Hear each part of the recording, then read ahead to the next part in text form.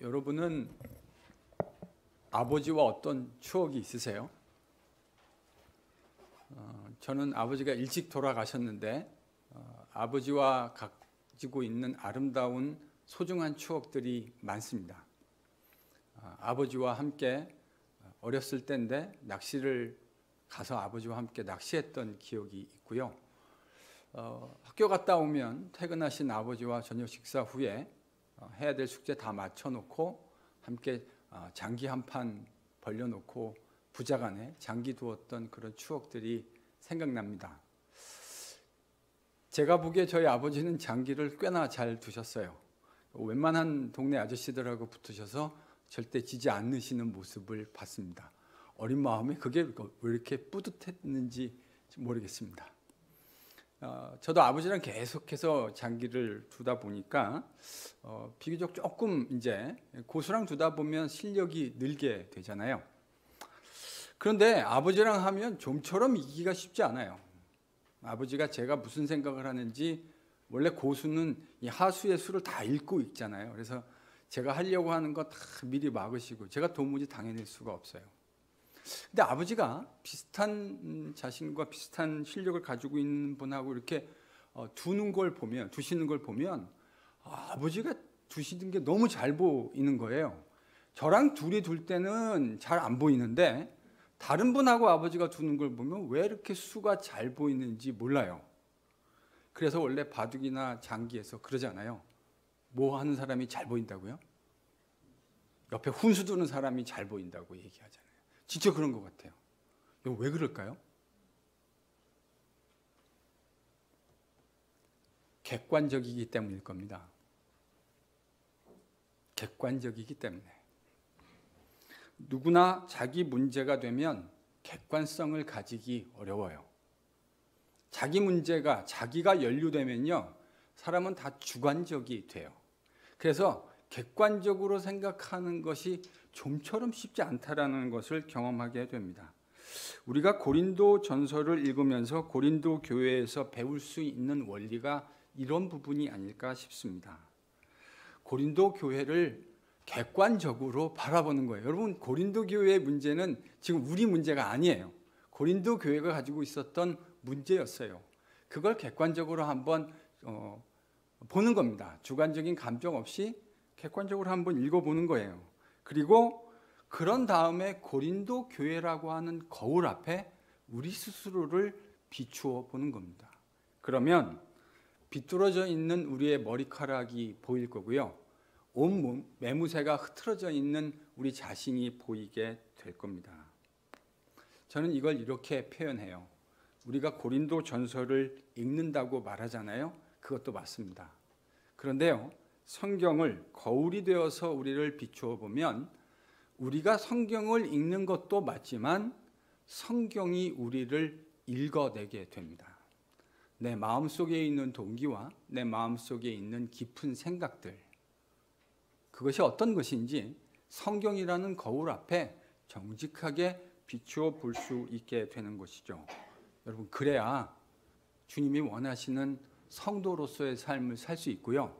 그래야 주님이 원하시는 교회로서의 건강한 모습을 회복할 수 있는 겁니다.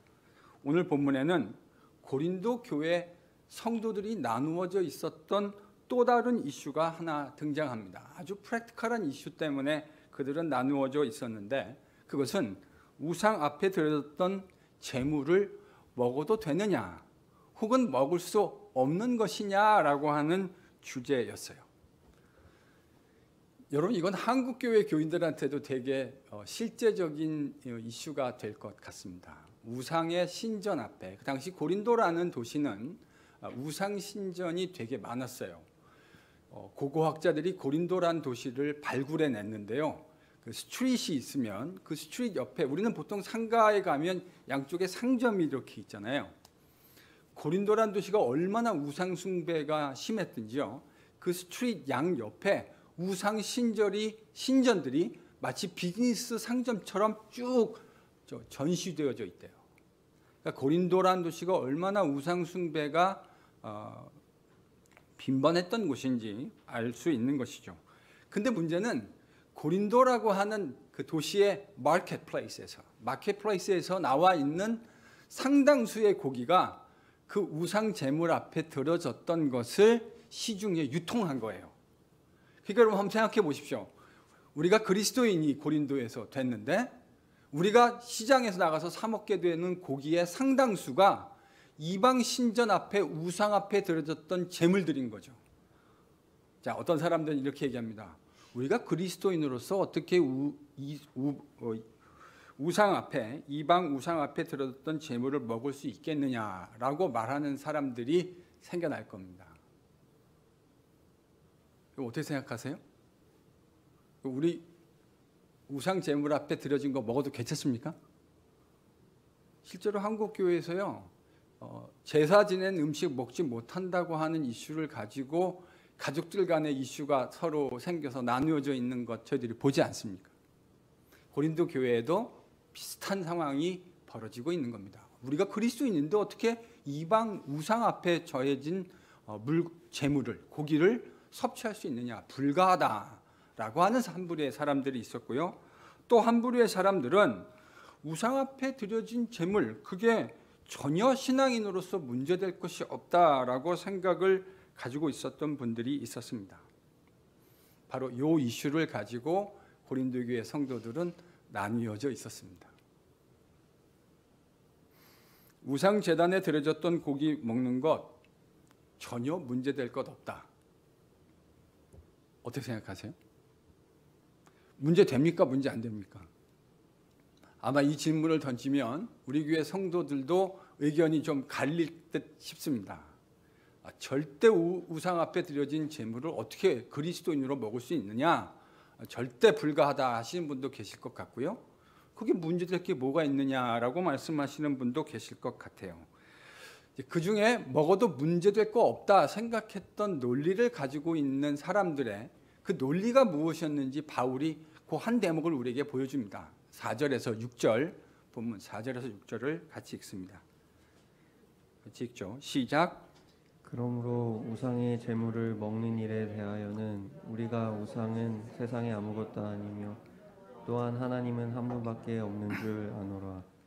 비록 하늘에나 땅에나 신이라 불리는 자가 있어 많은 신과 많은 주가 있으나 그러나 우리에게는 한 하나님 곧 아버지가 계시니 만물이 그에게서 났고 우리도 그를 위하여 있고 또한 한 주 예수 그리스도께서 계시니 만물이 그로 말미암고 우리도 그로 말미암아 있느니라. 여러분 지금 4절에서 6절에 바울이 이야기하는 논리가 뭐죠? 하나님 한 분이시고 우리 주님도 한 분이시다. 세상에는 많은 우상들이 있지만 그 우상들은 사실은 다 허상들이다. 돌로 깎아서, 나무로 깎아서 만들어낸 수많은 우상들이 세상에는 있지만 그거 다 허상이라는 것이죠. 그러니 그 허상 앞에 드려진 제물이라고 해서 특별히 그것이 더럽혀지는 것이 아니다라고 하는 것이 우상 제물 앞에 드려졌던 제물을 먹어도 상관없다라고 하는 사람들의 논리적 근거였습니다. 어떻습니까? 먹어도 된다는 사람들의 논리가 잘못된 건가요? 아닙니다. 저는 그게 바른 지식에 근거해 있는 것이라고 생각해요. 제가 예전에 공부할 때 유대인들 랍비들이 쓴 문헌들을 읽어본 일이 있어요. 근데요, 거기 지금 이 고린도전서 8장에 나와 있는 이 논리와, 그러니까 음식을 먹어도 된다라고 얘기했던 사람들의 논리와 정확하게 똑같은 논리를 이야기하는 랍비들의 이야기가 있었어요. 어차피 우리가 지금 우상 앞에 절해진 것, 그 돌, 깎은 돌과 깎은 나무는 사실은 허상이잖아요. 거기 진짜 신이 존재하는 게 아니잖아요. 우상이란 사람들이 만들어낸 가짜고 허상입니다. 그러니 그 허상 앞에 드려진 제물이 더럽혀진다고 하는 것 자체가 우스꽝스러운 생각인 거죠. 그래서 이런 지식을 가지고 있었던 고린도 교회의 성도들 가운데에는 전혀 이런 우상 앞에 드려진 제물 먹는 것이 문제될 게 없다라고 이야기한 겁니다. 자, 여러분 먹어도 된다. 지식은 그래요. 그러니까 참된 지식에 근거하면 먹어도 문제될 것이 없다. 그리고 이것이 진정한 지식에 근거해 있는 것이고 바울마저도 이 의견에 동조하고 있는 것이라면 바울이 이렇게 얘기해야 되는 거 아닙니까? 자, 그러니까 여러분 마음 놓고 드십시오. 논리가 그렇잖아요. 그 우상이라는 거 사실 허상이고 아무것도 아니고 깎아놓은 돌과 깎아놓은 나무일 뿐인데 그 앞에 제물로 바쳐졌다 해서 진짜 참신이 그 안에 있는 것이 아니니 사실 그 제물이 더럽혀졌다라고 하는 것도 우스꽝스러운 말입니다. 그러니 마음 놓고 드십시오. 여러분 이렇게 이야기하는 것 아주 깔끔하게 문제가 해결될 것 같습니다. 그런데 분명히 바울도 그 생각에 동조하고 있는 게 맞아요. 바울도요, 그 우상이 아무것도 아니라고 바울도 생각하고 있다고요. 그러면 그냥 마음 놓고 드십시오. 이렇게 하면 깔끔할 것 같은데 무슨 이유에선가 바울은 이슈를 그렇게 깔끔하게 정리하지 않습니다. 도대체 뭐가 문제인가? 먹어도 된다고 생각했던 사람들의 논리가 맞아요. 그게 성경적 지식에 근거해 있는 거예요. 그런데 고린도 교회 성도들 모두가 지금 그 지식을 가지고 있는 것이 아니에요. 바로 이게 문제입니다. 이른바 고린도 교회 안에는 믿음이 연약한 형제들이 있었다는 말이죠. 지식 있는 자들은 우상 앞에 바쳐진 음식 먹어도 그것이 우상 숭배가 아니라고 생각하며 먹을 수 있는데 어차피 우상이라는 것 말씀드린 대로 실제 하는 것도 아니고 깎아놓은 돌, 나무, 그저 돌과 나무 그 이상도 아니고 그 이하도 아닌데 그들 앞에 들여졌다고 해서 그 고기가 더럽혀진다는 것 사실이 아닙니다. 우리가 먹는 음식이라고 하는 것 우리를 더 영적으로 만드는 것도 아니고 덜 영적으로 만드는 것 아닙니다. 우리의 식사, 우리가 먹는 그 내용이 우리를 영적으로 만들지도 않고요. 그렇다고 덜 영적으로 만드는 것도 아니에요. 음식은 그저 음식일 뿐입니다. 앞으로 입으로 들어가서 뒤로 나오게 될 뿐인 것이죠. 그러나 고린도 교회에는 아직 그와 같은 올바른 지식이 없는 사람들이 있었던 겁니다. 바로 그게 현실적인 고린도 교회의 문제였던 것이죠. 7절이 바로 그 이야기를 하고 있습니다. 그럼 7절을 같이 읽어보겠습니다. 시작. 그러나 이 지식은 모든 사람에게 있는 것은 아니므로 어떤 이들은 지금까지 우상에 대한 습관이 있어 우상의 제물로 알고 먹는 거로 그들의 양심이 약하여지고 더러워지느니라. 지금 고린도 교회는요, 그와 같은 성경적인 올바른 지식을 가지고 있는 사람들도 있었어요.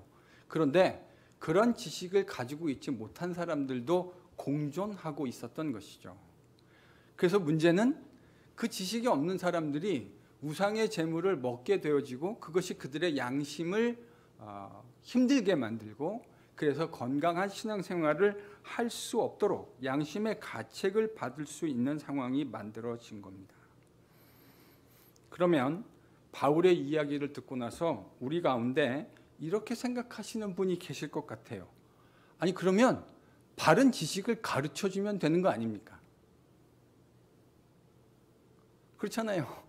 바른 지식이 없다고 하면 바른 지식을 가르쳐주면 될 일 아닙니까?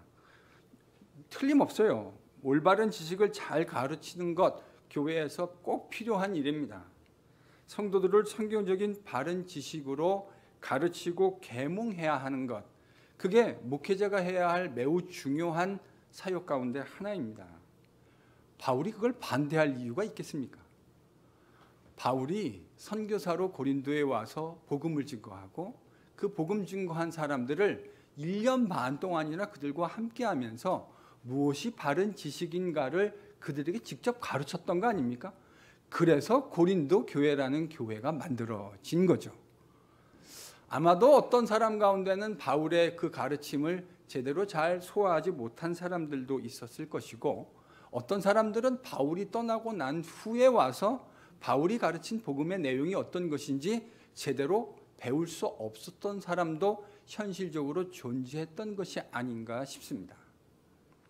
여하간 문제는 지금 고린도 교회가 바울의 가르침을 다 똑같은 정도로 쉐어하고 있지 못하다는 데 문제가 있어요.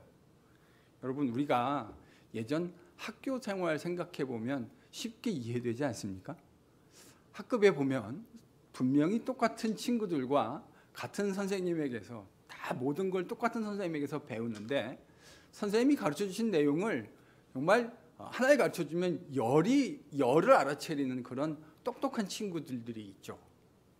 뭐 하나에 가르쳐 주면 10가지는 모른다 하더라도 선생님이 가르쳐 주신 내용을 잘 습득하는 그런 똑똑한 사람들이 있습니다. 그런데 학교에 꼭 이런 사람들이 있었잖아요. 분명히 똑같은 선생님한테 배웠는데 그 배운 똑같은 내용을 깨닫게 되는 속도가 상당히 더디고 느린 친구들이 항상 있었던 것을 우리가 기억하지 않습니까? 어느 공동체나 다 마찬가지죠. 그 가르침의 내용을 빨리 잘 이해하는 사람도 있지만 그 가르침의 내용을 비교적 더디게 이해하는 것, 그런 사람들 여러분 항상 어디를 가나 존재하게 되어 있습니다. 이걸 피할 수 있는 방법은 없는 것 같아요. 바울이 지금 그런 상황을 염두에 두고 있는 겁니다. 바울은 이런 상황에서요, 매우 실제적인 원리를 설명합니다. 음식을 먹거나 먹지 않는 것 자체가 영적인 생활에 아무런 영향을 미치지 못한다고 이야기합니다. 그러나 바울은 그런 행위가 가져올 수 있는 결과에 주목합니다. 그리고 이런 상황 속에서 매우 실천적 원리를 하나 설명해 주고 있는데 그것이 8절과 9절에 이렇게 등장합니다. 여러분 8절 9절 같이 읽습니다. 시작. 음식은 우리를 하나님 앞에 내세우지 못하나니 우리가 먹지 않는다고 해서 더 못 사는 것도 아니고 먹는다고 해서 더 잘 사는 것도 아니니라. 그런즉 너희의 자유가 믿음이 약한 자들에게 걸려 넘어지게 하는 것이 되지 않도록 조심하라. 지금 바울이 뭐라 그랬냐면요, 우리가 먹지 않는다고 해서 더 잘 사는 것도 아니요 먹는다고 더 못 사는 것도 아니니라. 그렇게 얘기했죠. 여러분, 이강택 목사 설교는 정신을 바짝 차리고 들으셔야 돼요. 제가 간혹 여러분을 그 추리에 빠뜨리려고 할 때가 있습니다. 제가 뭐라고 읽었냐면요, 잘 들어보세요. 우리가 먹지 않는다고 해서 더 잘 사는 것도 아니고 우리가 먹는다고 더 못 사는 것도 아닙니다 라고 바울이 얘기했죠. 정확히 반대로 얘기했습니다. 제가 왜 이렇게 읽었냐면요, 아마도 한국교회 성도들에게 제사에 쓰여졌던 제물을 가지고 먹는 거, 저도 이제 어렸을 때 기억이 나요. 저희 아버지가 예수 믿고 난 다음에 장남이거든요. 저희 집이 종갓집 장손인데요. 그러니까 그 말은 제사를 다 우리 집에서 드린다는 말 아닙니까? 그 말이. 근데 저희 아버지가 예수 믿고 난 다음에 제사 안 지나겠다고 했더니 우리 작은 아버지들이 난리가 나신 거예요. 저희 아버지가 큰형인데, 종갓집의 가장 큰형인데 우리 작은 아버지가 제 어렸을 때 와서 했던 말들이 제가 지금도 생생히 기억합니다. 네가 그러고도 형이냐? 여러분, 한국 뼈대 있는 집안에서 이거 종손이 제사를 안 지낸다, 이건 사실 심각한 문제가 될 수 있죠. 저희 작은 아버지들이 저희 아버지에게 그렇게 막말하는 거 제가 어렸을 때 제 귀로 직접 들었습니다. 네가 그러고도 형이냐? 그래서 이제 그리스도인들 중에 제사에 드려졌던 그 음식들, 이거 먹는 거 꺼림직해하는 분들도 꽤 많이 있었던 거 제가 기억합니다. 그러니까 여러분, 그런 시각을 가지고 있는 분들은 먹지 않는 게 어떻게 하는 거죠? 더 잘 믿는 거죠. 더 잘 사는 거죠. 먹는 사람은요? 더 잘 살지 못하는 거죠. 근데 지금 바울이 뭐라고 얘기했냐면요, 잘 보세요, 워딩을. 우리가 먹지 않는다고 해서 더 못 사는 것도 아니다. 먹는다고 더 잘 사는 것도 아니다. 자, 그럼 이 바울의 워딩을 보면 바울은 지금 어디에다가 강조점을 두고 어느 쪽의 사람들의 의견을 지지하고 있는 거죠? 논리적으로는 먹는 사람들입니까? 아니면 먹지 않는 사람들입니까? 먹는 사람들입니다. 바울은 먹는 사람들이 더 건강하고 강건한 사람들이라고 생각하고 있어요. 먹지 못하는 사람들이 더 연약한 사람들이라고 생각하고 있는 거예요. 논리적으로 그래요. 지금 바울이. 그런데 8절과 9절에 등장하는 사도 바울의 권면의 핵심은 뭐냐면 기본적으로 우상제물 먹어도 상관없다 이렇게 생각하고 있어요. 그게 바른 지식이에요. 그래서 바울이 그 지식에 따라 마음대로 먹어라 이렇게 이야기해도 별 문제될 게 없잖아요. 왜? 바른 지식이니까. 바른 지식대로 합시다. 성도들 마음대로 여러분의 건강을 상하지 않는 범위 내에서 마음껏 육고기를 섭취하십시오 라고 말할 수 있을 것 같은데 바울이 그렇게 말하지 않습니다. 도리어 9절을 보면 바울의 시선이 어디에 머물고 있는지 그걸 볼 수가 있어요. 바울은 고린도 교회 안에 믿음이 연약한 사람들, 그러니까 지금 그 육고기, 이방 우상 제물 앞에 들어졌던 육고기를 먹지 못하는 사람들, 그 사람들이 바울이 볼 때는 연약한 형제들이거든요. 왜냐하면 지식을 가지고 있지 못하니까. 그런데 바로 그런 사람들을 배려하는 바울의 마음이 보입니다. 지식을 따라 음식을 원하는 대로 먹을 수 있는 권리가 있어요. 하지만 때로는 당연히 주장할 수 있는 권리가 다른 믿음이 연약한 형제를 걸려 넘어지게 할 수 있다는 사실을 기억하라고 권면하고 있습니다. 그러니까 바울은 이렇게 말하는 거죠. 당신이 가지고 있는 그 지식에 근거한 권리가 혹 다른 사람이 넘어질 수 있는 것이 되지 않도록 배려하십시오 라고 이야기하고 있는 겁니다. 지식이 있고 믿음이 강한 사람들 주로 이렇게 말하기 쉬워요. 그 문제될 거 아무것도 없는데 그 먹는 것이 오히려 바른 지식에 근거해 있는 것인데 여러분 그렇게 말하는 것 자체가 논리적으로 틀릴 건 아무것도 없어요. 맞아요. 그게 건강한 신학입니다. 우상제물 아무것도 아니에요. 그 돌과 나무 깎아놓은 게 그게 뭡니까? 사실 아무것도 아니죠. 허상이에요. 그 뒤에는 아무것도 존재하지 않아요. 그런데 그것 때문에 양심이 약해질 수 있는 형제들을 배려하라. 지금 바울이 그 말을 하고 있는 것이죠. 바울은요, 지금 이 이야기를 하면서 고린도 교회에 실제적으로 일어났을 수 있는, 아마도 바울이 그런 얘기를 들은 것 같아요. 아주 구체적인 상황을 하나 예로 들어서 고린도 교회 교인들에게 설명하고 있습니다. 본문 10절에서 12절까지 그 이야기가 등장합니다. 다시 한번 읽어보죠. 같이 읽습니다. 시작. 지식 있는 내가 우상의 집에 앉아 먹는 것을 누구든지 보면 그 믿음이 약한 자들의 양심이 담력을 얻어 우상의 재물을 먹게 되지 않겠느냐.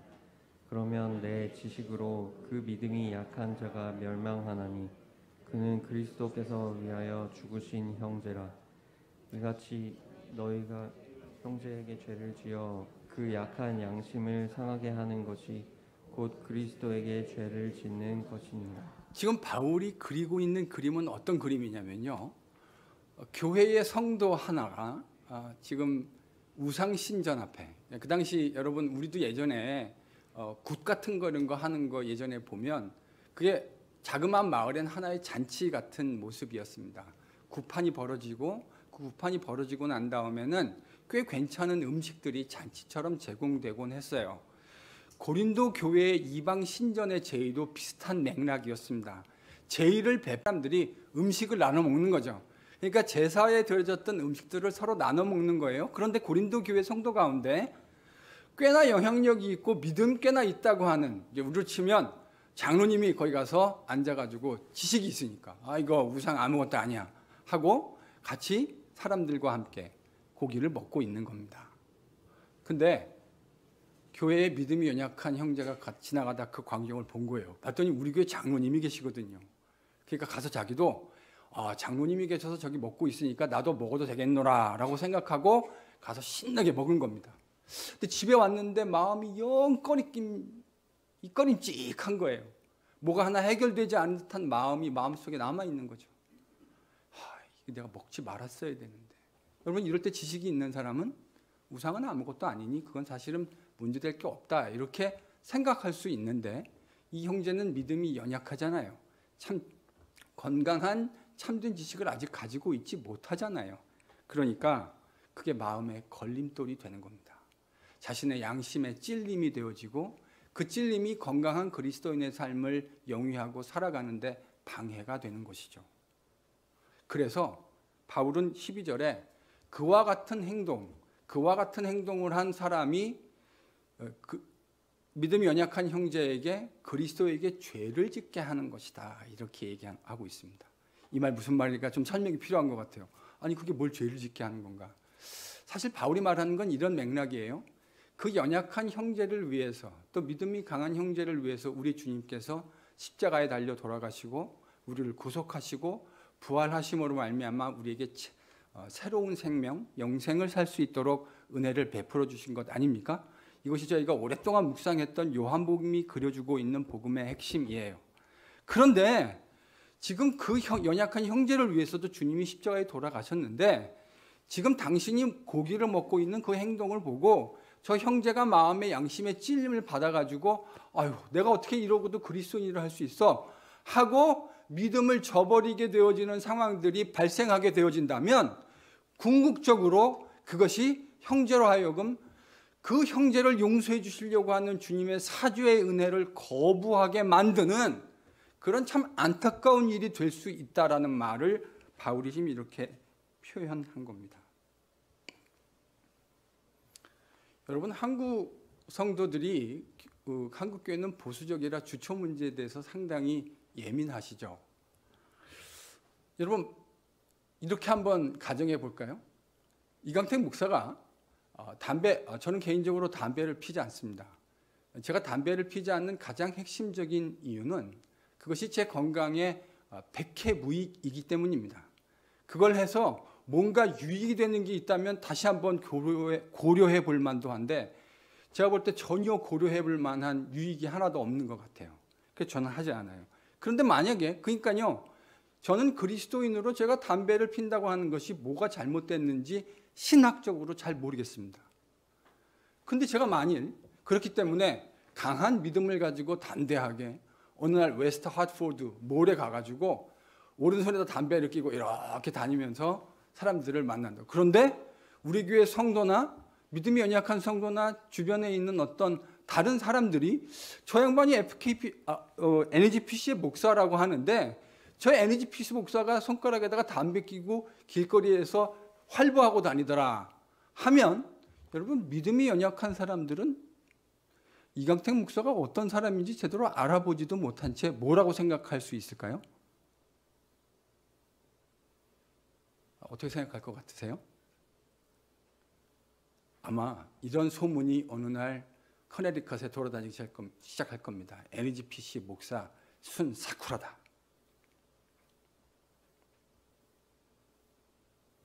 제 안에 어떤 그리스도의 복음이 있고 그것이 어떤 의미로 확증되어 있는지 파악하지도 못한 채 적지 않은 사람들이 NGPC 목사 웨스트 하트포드 몰에서 손가락에 담배 피고 다 걸어다니고 있더라. 몹쓸 교회다. 그런 목사 몹쓸 목사다. 아마 이런 소문들이 퍼지게 될 겁니다. 정작 이 목사의 마음속에 어떤 복음의 확증이 있는지는 파악해 보지도 못하고요. 저는요, 그 자체로 그것이 기독교인의 현격한 결격 사유라고 생각하지 않습니다. 제가 예전에 대학 때 전도할 때 예수 믿으세요 이렇게 전도하면요, 그 반대 쪽에서 이렇게 뭐라고 대답하냐면요, 저 술 먹지 않고 담배 피지 않습니다. 알겠어요. 제가 그 문화권에서 자랐는데 왜 그 말이 뭘 의미하는지 모르겠어요. 근데 저는요, 좀 불만이에요. 왜 예수의 복음을 안다고 하는 걸 내가 뭘 하지 않는 것을 통해서 설명해야 하죠? 여러분, 술 먹지 않고 담배 피지 않는 것이 기독교인의 가장 현명한, 가장 뚜렷한 증거여야 할까요? 저는 그렇다면 되게 안타까울 것 같아요. 여러분, 기독교인이 되고 예수 그리스도를 구주로 고백한다는 건 그 정도 수준으로 정의되는 건 너무 안타까워요. 내가 그리스도 예수를 구주로 믿어서 어떤 가치를 가지고 새롭게 세상을 살게 되었는가를 가지고 예수 믿는다는 것을 논의해야 하지 않을까요? 내가 그 가치 때문에 얼마나 중요하게 생각하는 것들을 포기할 수 있는 사람이 되었다라는 걸 가지고 기독교인이 된 것을 이야기해야 되지 않겠느냐는 말이에요. 술 먹지 않고 담배 피지 않는다. 제가 문화적으로 이해해요. 왜 그 말을 하는지. 걱정하지 마세요. 이강택 목사가 웨스타포드에 담배 피고 이렇게 걸어다닐 일을 보실 일은 없을 거예요. 제가 그렇게 미련하지 않거든요.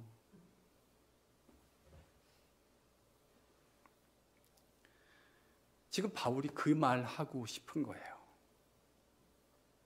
자기 안에 있는 그리스도 예수의 복음의 능력, 복음이 가지고 이루어낸 새로운 피조물의 형상, 그 놀라운 복음의 메시지를 바울이 알고 있는데 고작 그 고기 먹는 거 가지고, 그 고작 고기 먹는 거 그 따위를 가지고 그리스도 예수께서 이뤄내신 복음의 능력이 얼마만큼 하찮은 것으로 취급되고 있느냐를 바울이 지금 이야기하고 싶은 거예요. 바울은 그래서 지식을 가지고 있는 자신이 도리어 지식을 가지고 있지 못한 형제들을 배려해 주고 그들을 고려해 주어야 한다고 이야기하고 있습니다. 믿음이 연약한 형제에게 죄를 짓는 그리스도의 보혈의 능력이 베풀어져야 하는데 그에게 그것이 흘러나가지 못하는 상황이 발생해서는 안 된다는 이야기를 말하고 싶은 겁니다. 여기서요, 바울이 말하려고 하는 가르침의 핵심을 지식과 사랑이라는 말로 요약해 볼 수 있을 것 같습니다. 여러분 영어 문장 보면요, 문장의 가장 첫 번째 센텐스에 저자가 말하려고 하는 내용을 쓴 것이 상당히 많아요. 근데 오늘요, 고린도전서 8장, 저희들이 8장 다 읽었거든요. 근데 바울이 자기가 고린도전서 8장에서 하고 싶었던 내용의 핵심을 사실은 1절에서 했어요. 1절 다시 한번 읽어볼까요? 돌아가서 1절 같이 읽습니다. 시작. 우리가 다 지식이 있는 줄 아나 지식은 교만하게 하며 사랑은 덕을 세우나니. 자, 바울이 지금요, 우상 제물에 대해서 우리가 다 지식이 있다. 그러나 지식은 어떻게 한다고요? 교만하게 하고요. 사랑은 덕을 세운다. 지식은 교만하게 하고 사랑은 덕을 세운다. 이렇게 표현했습니다. 여기서 참 재미난 표현 하나 좀 우리가 주목하고 싶은 게요, 이 덕을 세운다라는 표현이에요. 지금 개역개정은 이걸 덕을 세운다 이렇게 번역해 놨습니다. 근데 제가 볼 때 이건 의역이에요. 이게 뭐를 의미하느냐라는 걸 개역개정 번역자들이 의역해 놓았어요.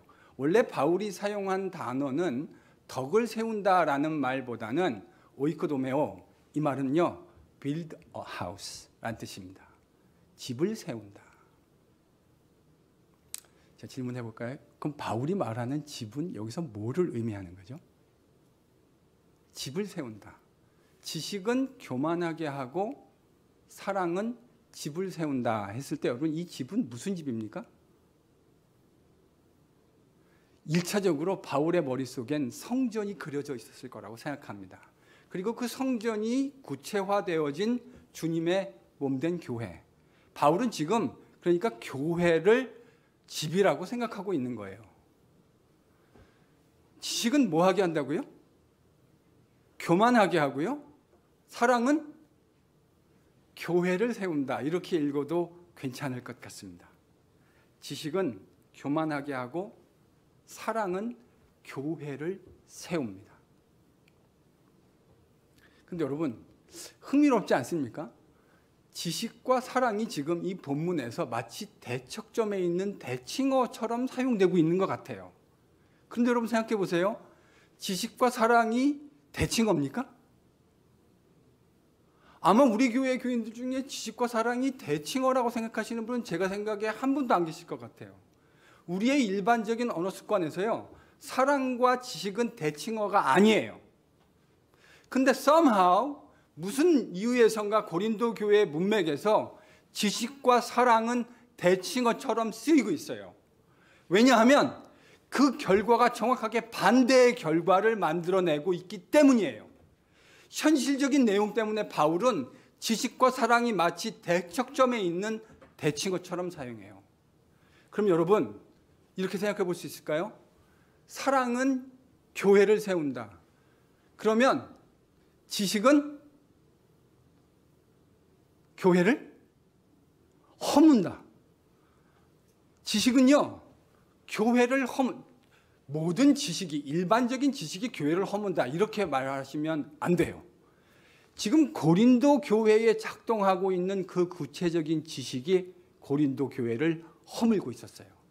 근데 바울이 그러나 사랑은 교회를 세웁니다. 이렇게 이야기한 거예요.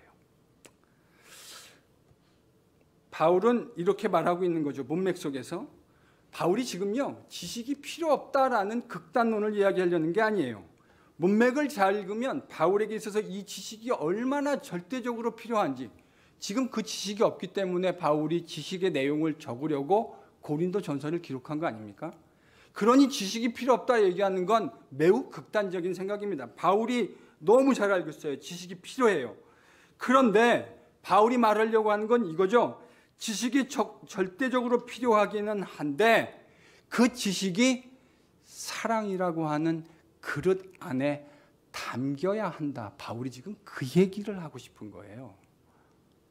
지식 필요 없다? 아니요. 지식 필요해요. 그런데 그 지식이라는 것이 사랑이라는 용기 안에 잘 담겨야 뭐가 세워진다고요? 교회가 세워진다고요.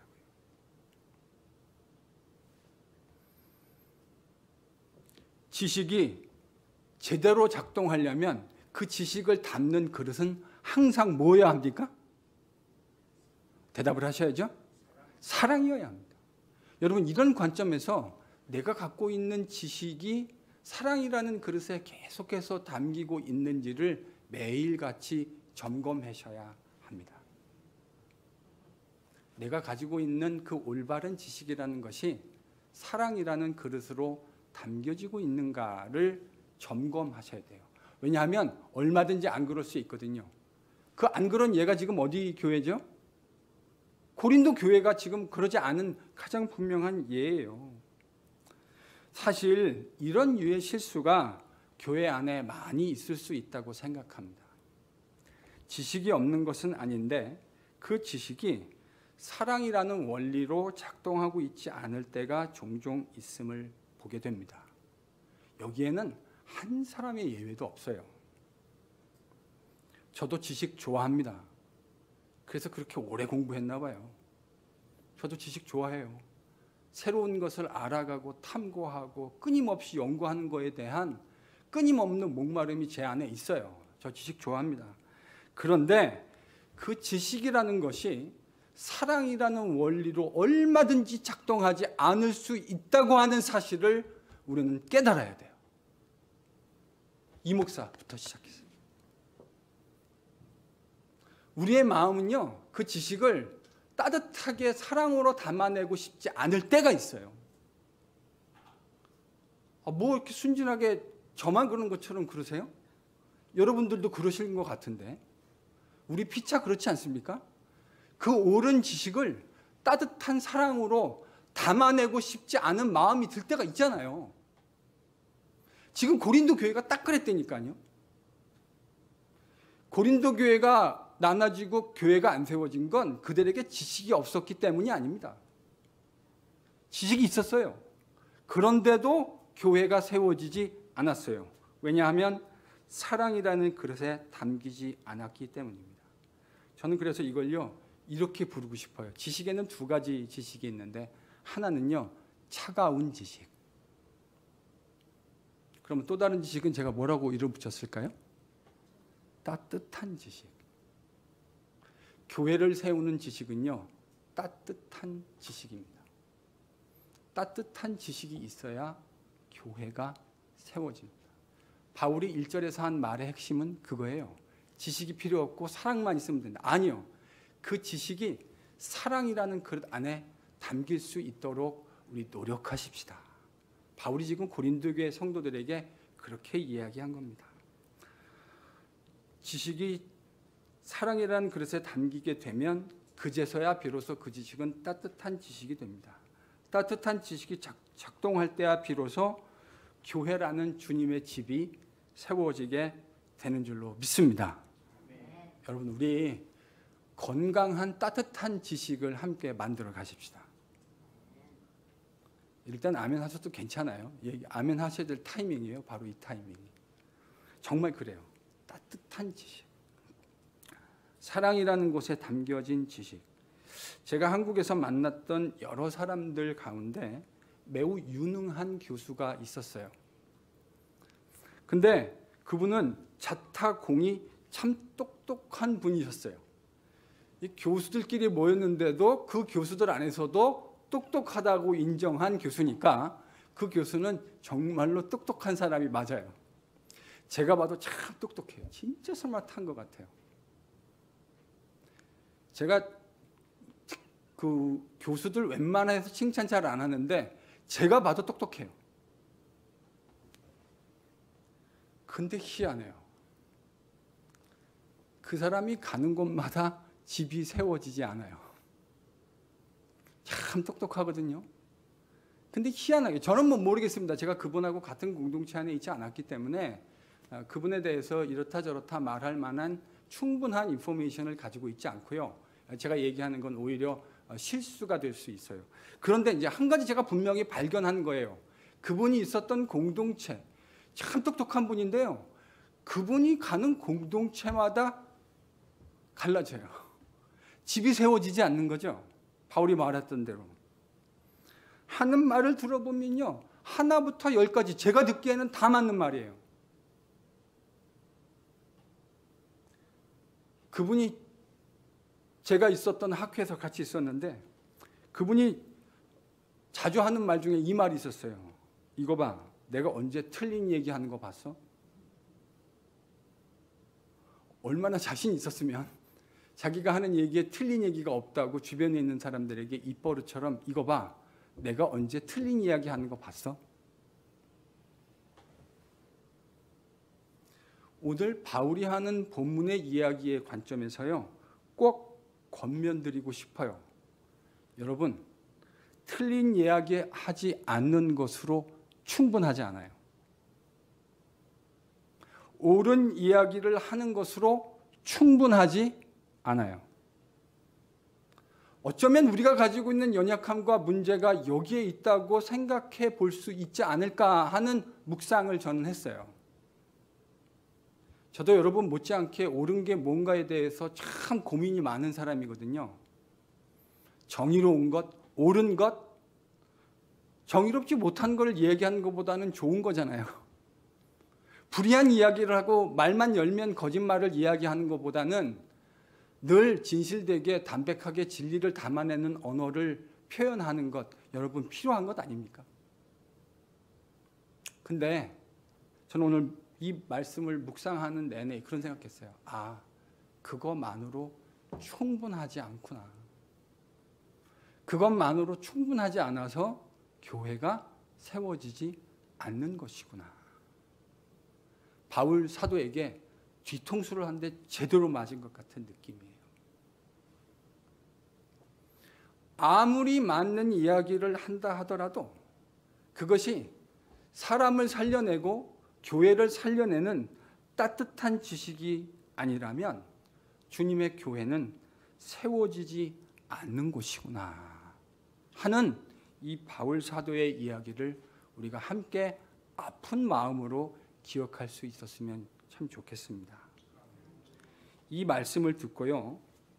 목사도, 장로도, 집사도, 우리 교회에 속한 모든 성도들도 나는 과연 어땠는가 하는 것들을 이 사도 바울의 말씀의 거울 앞에서 스스로 돌아보았으면 좋겠습니다.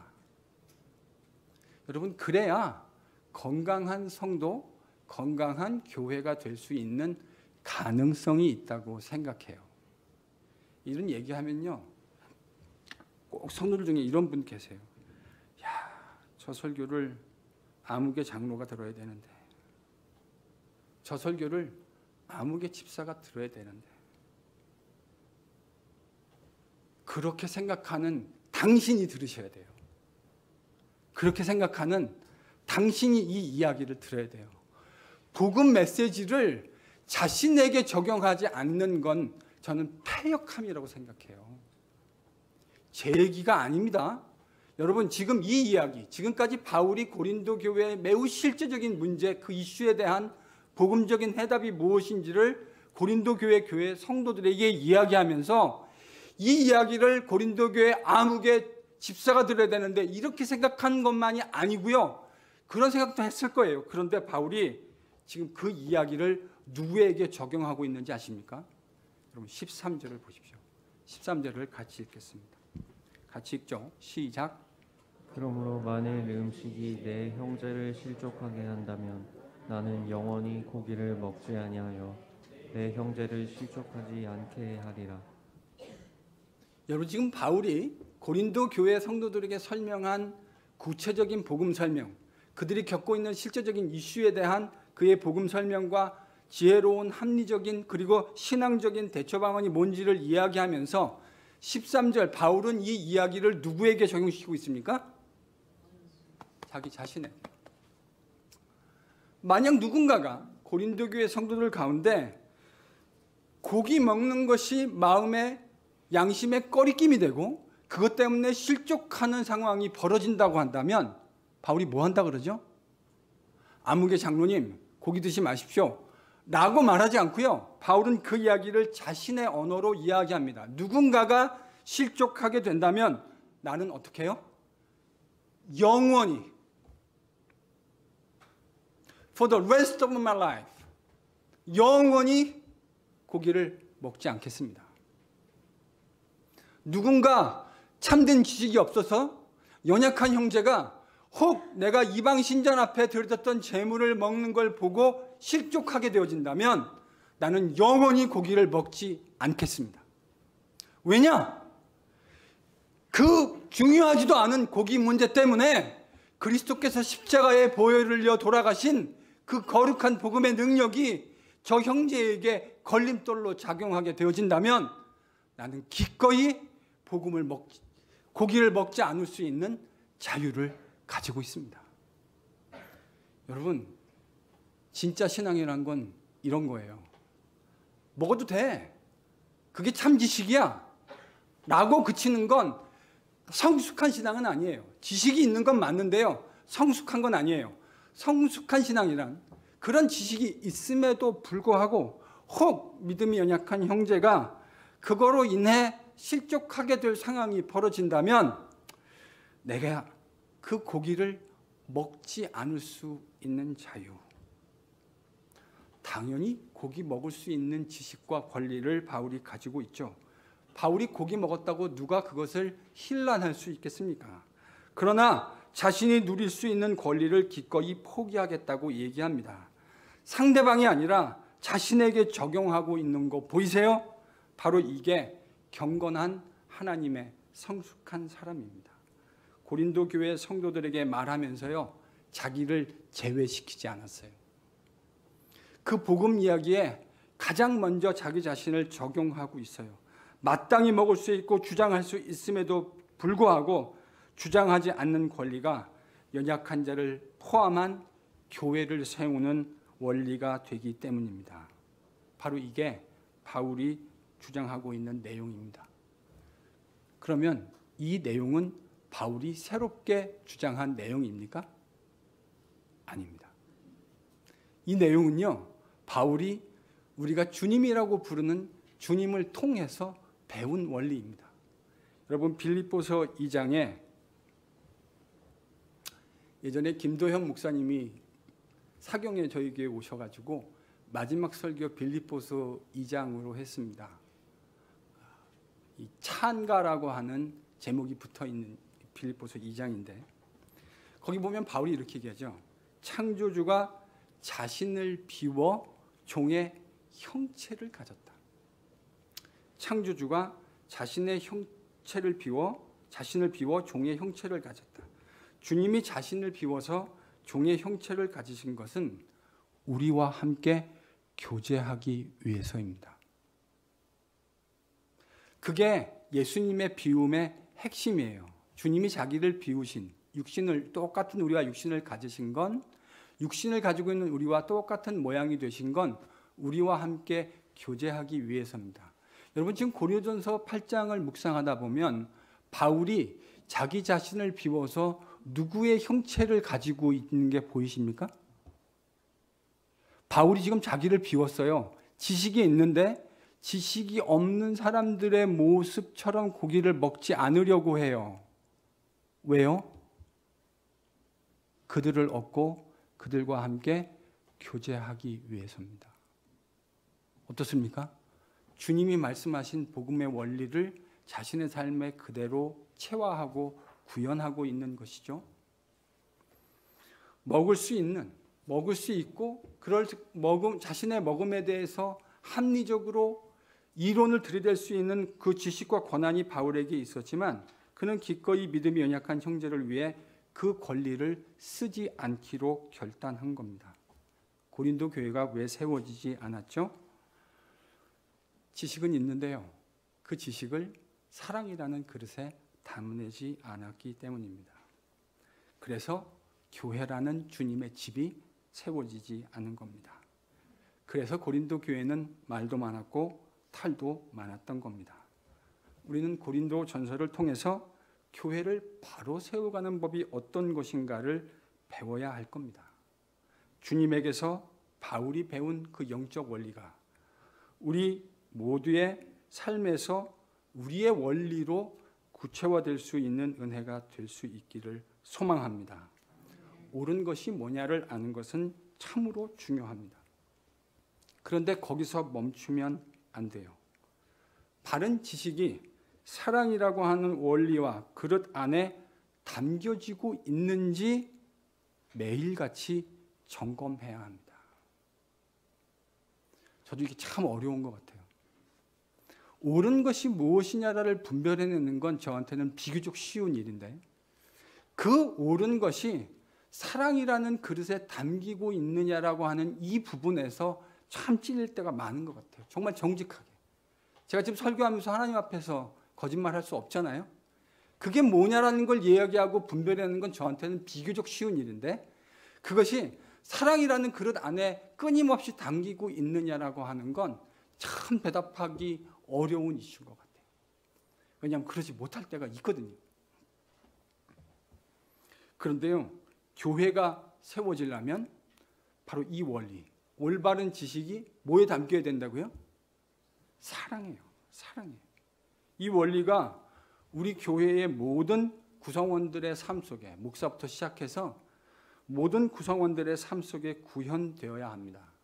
특별히 저는 이 원리가 우리 교회에 예수를 먼저 믿었다고 하는 신앙의 선배들의 삶 속에서 먼저 구체화될 수 있기를 소망합니다. 여러분, 이런 실력이 없이 자기의 자리만을 이야기하는 걸 보고 젊은 아이들은 꼰대라 그럽니다. 근데 오늘날 우리에게 필요한 건 꼰대가 아니고요. 진짜 어른이 필요합니다. 넉넉한 어른. 참된 지식을 사랑에 담아낼 수 있는 바로 그런 넉넉한 어른.